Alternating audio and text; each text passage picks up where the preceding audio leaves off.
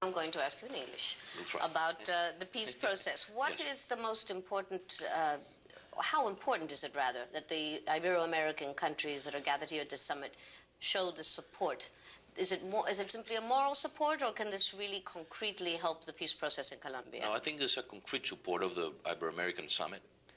I think that for the first time, the 21 countries in the summit signed a proposal and the commitment to help Colombia in this peace process.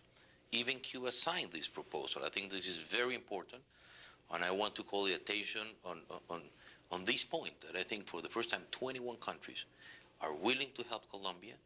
We know that we need the cooperation of other countries, and I think that all this international support is going to be definitely for us very, very important to bring out this peace process in Colombia and to consolidate the peace process that we start since my inauguration day on the 7th of August. How important is it that President Fidel Castro is also willing to take part in this as a facilitator, I think you said? Yes. After all, he's the only left-wing or communist. I think it's very important for us. Still, we have to accept that he's very well respected in the guerrilla movement in Colombia.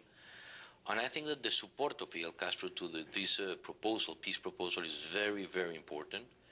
And since my conversation in the Non-Aligned Summit in South Africa, now here in Porto in the Ibero-American Summit, I think that he shows the commitment of Cuba to help Colombia in this process that we just started.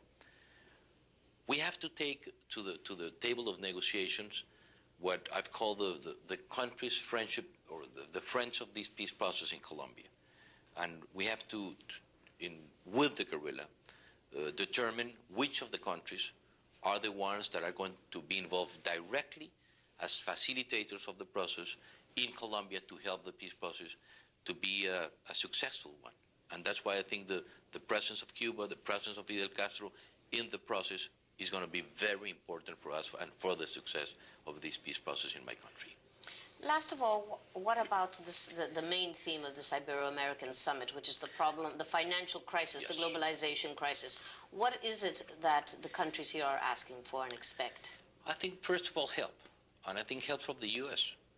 For us, it's very important the support of the United States. I think that for the first time, the U.S. should look to the backyard, look to Latin America, helping us. I think that we've done the job. The economies in the last year has been well managed in Latin America. And I think that now is the time that we need the support of the United States. If we're talking of integration, not only in the Andean group, but the Andean group with Mercosur and with the ALCA at the end of this century, starting the next century, we need the help of the United States. We are the natural partners of the United States. We need their help. And we hope that with the support of the United States, we're going to avoid any crisis in Latin America. You mentioned the United States. The declaration talks about the industrialized nations. Yes. It's very vague, but is this a euphemism for the United States? No, I think that or for the us, G7? no. For us, it's very important the support of the United States. We know that we need the help of the European Union. We know that we need the help of other countries. But basically, I think that with the support of the United Nations, with the industrial countries, we will be out of this crisis. I think that the measures that we've taken in our countries guarantee the exit and the successful part of our economies. We are doing the job, and I think that with the help of the U.S. and the help of the industrialized nations, we will be out of this crisis. Thank you very much, Mr. President, except that I need my cutaway, so don't move.